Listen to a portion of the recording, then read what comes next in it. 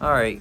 So a mother and from Florida, and they was at a Virginia meeting. She get like a standing ovation based on her a speech. Basically, really criticizing the teachings of the public school system, specifically the critical race theory.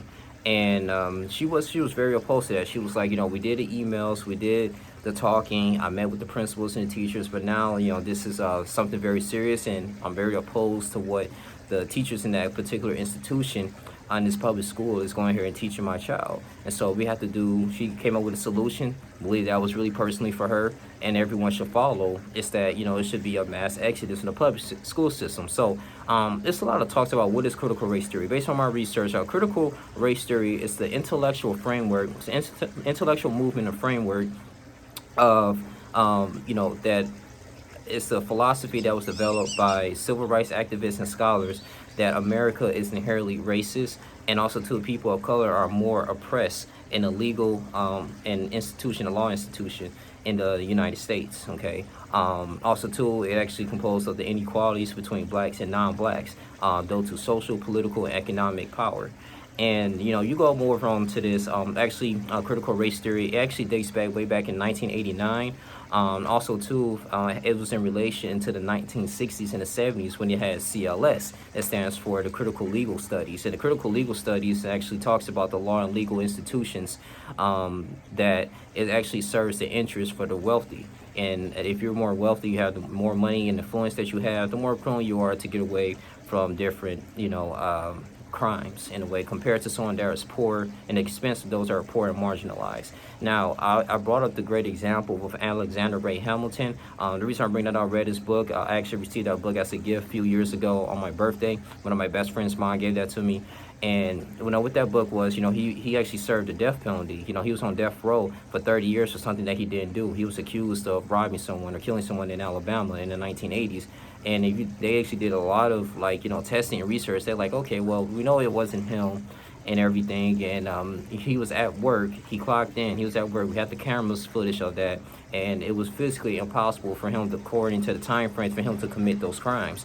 But we're still gonna lock him up anyway, because we just need to preserve the peace and just let everybody know in the community that we're doing something. And this is a black man. So yes, there is a lot of things that African Americans that went through. I do believe that critical race theory. I'm not too opposed to it, but I mean, if you want to teach it in the public school sector, even though people were black, white, Hispanic, Native American or whatever, or Korean, it's good to actually understand and know what a particular race has overcame and what they contribute in this country that you reside in. Okay, that's the only thing they're doing it right. Some I don't know if she believed that they shouldn't be teaching at all, or they should just teach it at home. But if I was a parent, I would like it is important to actually know that Jim Crow exists. Those were laws that was taking place after the Civil War, and it was pretty much the apartheid. Like, black people couldn't eat in the same restaurants as whites. It was against the law. We couldn't give up our, we couldn't stand and go to the restrooms as whites. You had to be colors, and then the color bathrooms was unkept. You had to give up your seat, and in a bus, you have to literally go to the back of the bus. You just have to. It was no choice. We should talk about the Montgomery bus boycotts, the Ku Klux Klan. That happened. That took an effect after the Civil War as well. Black people was being lynched, and little things like that, man. The police brutality that kind of goes on too, between blacks and whites. We're the most incarcerated nation in the world.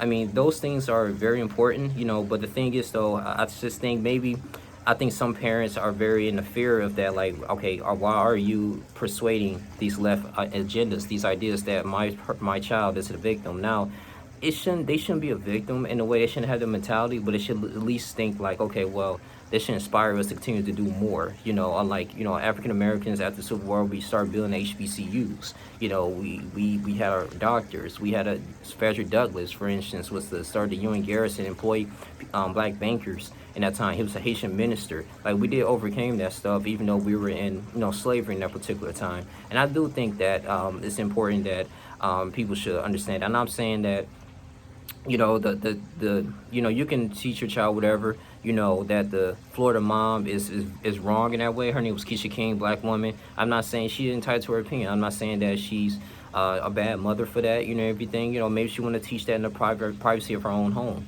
but at the same time too, I get it. You know, you don't want your child to um, develop that victim mentality that it can't be something in life. But you know, after the critical race theory, just thinking about this, it's like, you know, it is, you know, it is something. Like it was one prime example, right? You know, it's just like the microaggressions that one of the individuals were talking about this too. The you know, the U.S.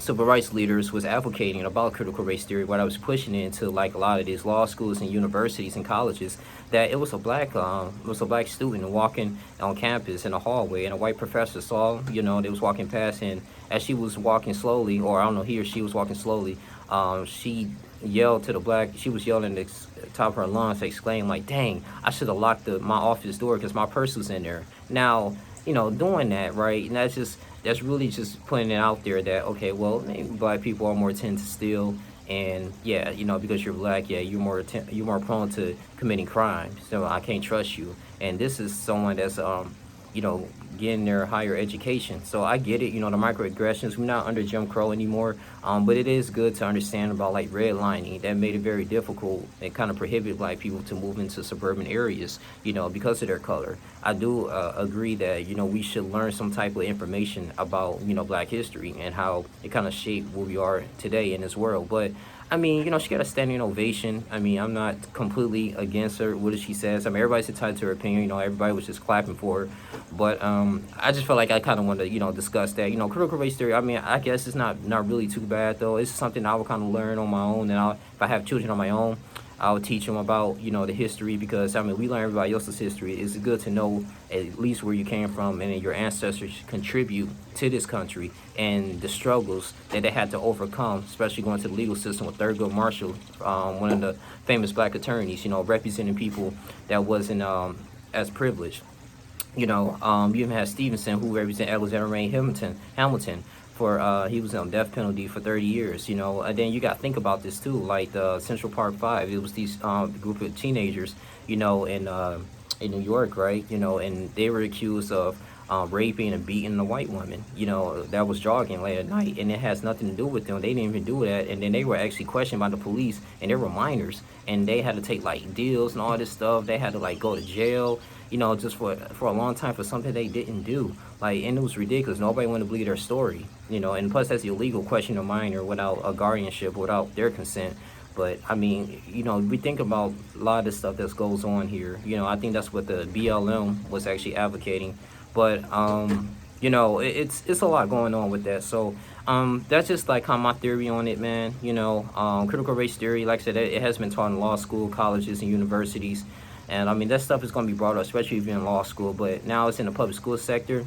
If they teaching it right, and they really go down to the history of it, and then actually use that to like motivate, you know, people of color to like, you know, but we still can change. We still, the technology that we have, we still can become doctors. We still can become lawyers. We still can become judges, police officers, firefighters, people in society, because you do see them, you know. But I'm just telling you, this is what started, you know, and you know. So, but at the end of the day, you know, I think the Florida mom is entitled to her opinion. I'm just kind of neutral about it. So I just kind of want to tell you guys about this, you know, educate you guys about what critical race theory is. So, but yeah, that's it, man. You guys enjoy the rest of y'all day. I'm may post some more Brian Laundrie updates if I get it. They still can't find this man for some reason, but we're gonna keep it rolling. But thank you for tuning in with me. You guys continue to like, comment, subscribe, share this video, and tell me what you guys think, man. Let's have like I said, a discussion if you guys care. If not, you know, you can share the video. I understand it's sensitive, and just tell me things that I don't know, you know. So yeah, I just want to be a little bit open-minded to a lot of these things, man. Just subscribe, share to the channel, man, and let's keep moving. I'm out. Deuces.